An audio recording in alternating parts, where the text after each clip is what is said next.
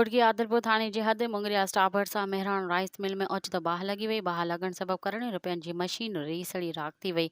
आदलपुर थाने जी हद मुंगरिया स्टाफ भरिसां गुज़िरियल राति घोटकी जे मशहूर सनतकार ऐं मेहर ग्रुप जे अहम साथी सेठ अशोक कुमार हेमराजाणी जे मेहरान राइस मिल खे ओचितो बाहि लॻी वई। ॾिसंदे ई ॾिसंदे बाहि तेज़ी सां सॼी राइस मिल ताईं पकिड़िजी वई, जंहिं सबबि मशीनरी हज़ारे मण सारियूं ऐं ॿियो सामान सड़ी राख थी वियो, जंहिं सबबि करोड़े रुपयनि जो नुक़सानु थियो। बाहि लॻण बैदि घोटकी ऐं खानपुर महर खां फायर ब्रिगेड अमले खे तलब कयो वियो, पर उन बावजूदि बाहि तेज़ी सां मिल में पकिड़िजी वई, जंहिं सबबि वॾो नुक़सानु थियो।